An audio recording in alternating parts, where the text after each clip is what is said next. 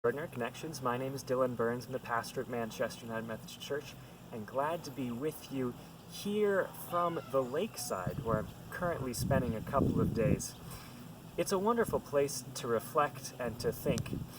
I'm the sort of person that packs a few books every time I go anywhere. All books of all different types and sorts, and one that I've taken up bringing with me more recently are books of poetry.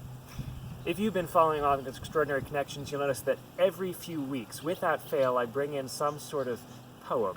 It's something I've come to appreciate, a different style of writing and engaging with the way that we think. I was reading an article just a few days ago about how folks don't memorize poems anymore. And it got me thinking.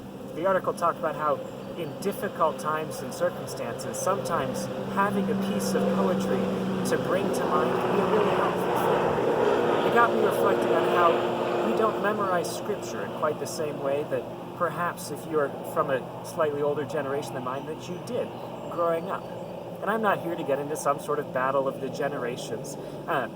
Some folks memorize scripture and others don't. But it made me think, how accessible is scripture to us in times when we don't have a Bible handy? In difficult circumstances of life, what scriptures do you pull to mind? What different pieces of theology do you ground yourself in? If you were to ask me on any given day what my favorite scripture is, I'll tell you it's one from Proverbs, which is Suddenly I couldn't almost remember. I've got it now. It comes from Proverbs. The scripture is that gray hair is the crown of the wise.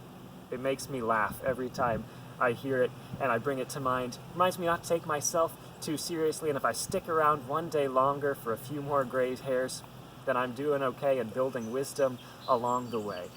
So I have an invitation for you today. I invite you to memorize a favorite scripture, to write a favorite scripture and hang it somewhere in your house where you can reflect on it, or do some other thing to keep some grounding scripture handy.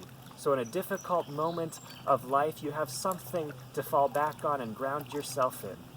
Because the faith we have is for all seasons of life, and God is there for us particularly in the most difficult moments. And if you make it to tomorrow, a few more gray hairs on your head, well, you're just building wisdom, friends. Have a wonderful day. Go in peace.